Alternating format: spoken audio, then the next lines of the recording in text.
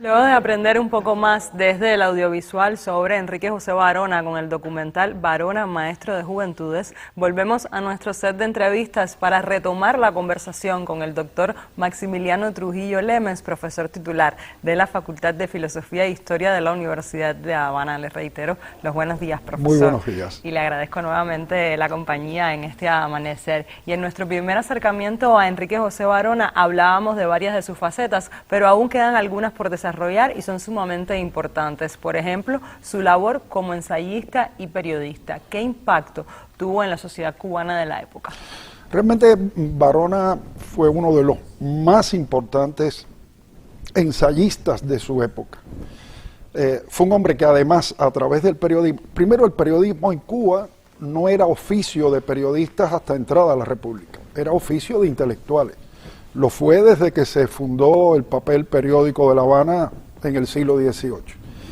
Y por tanto en la prensa cubana solían publicar habitualmente desde la colonia, sobre todo a partir de la segunda mitad del siglo XIX, después de la tregua fecunda, los más importantes intelectuales de la época. Varona entre ellos. Varona publicó en las más importantes revistas y periódicos cubanos, tanto del último periodo de la dominación colonial española como en los primeros años de la República.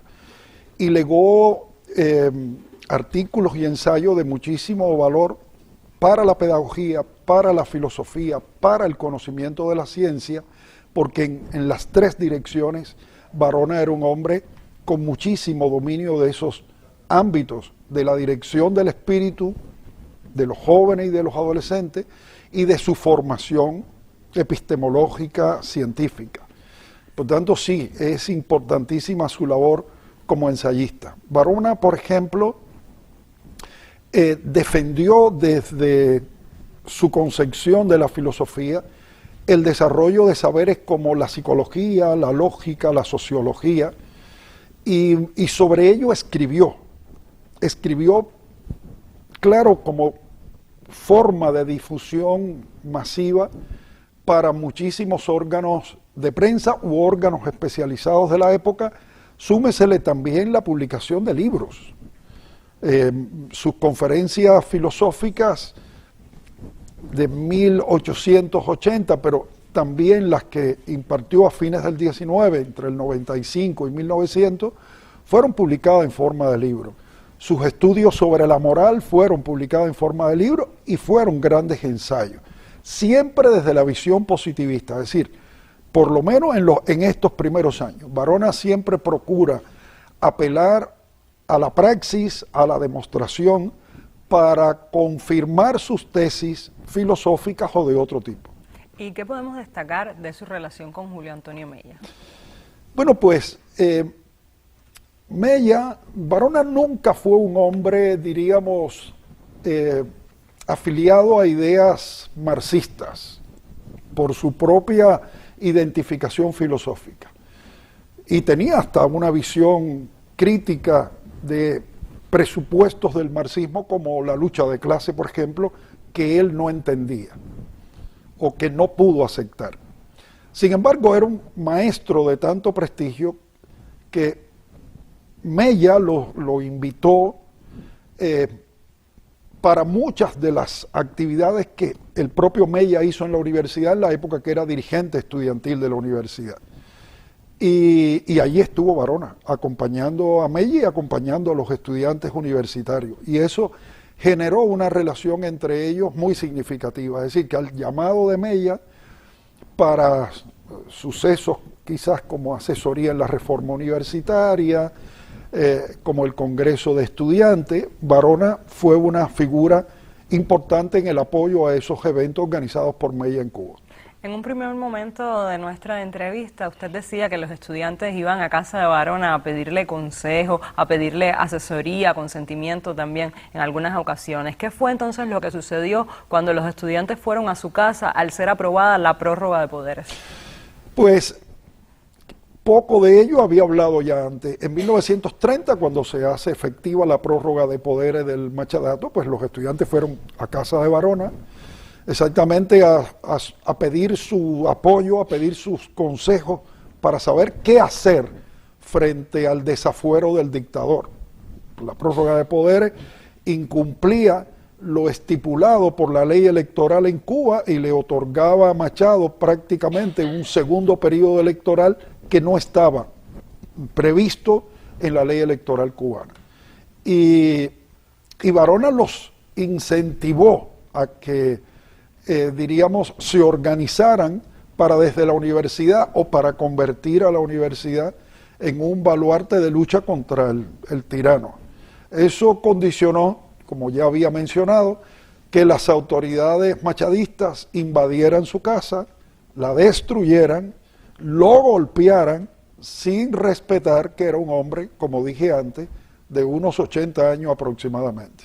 Y sobre toda esta labor de Varona, entonces, ¿por qué se aprecia a este hombre como uno de los más importantes pensadores cubanos de comienzos del siglo XX? Es quizás el más importante pensador cubano de principios del siglo XX.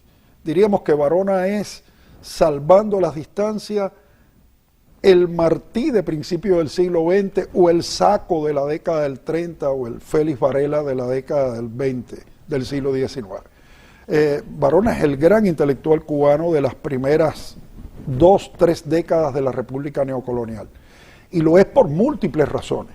Por su impronta en la vida pedagógica del país, por su gran prestigio como filósofo, de lo que ya hablé antes, que no era solo un filósofo de renombre en Cuba, sino un filósofo positivista reconocido en América Latina, es decir, era un hombre con prestigio en las academias latinoamericanas, incluso en España también publicó textos, y además por su labor política.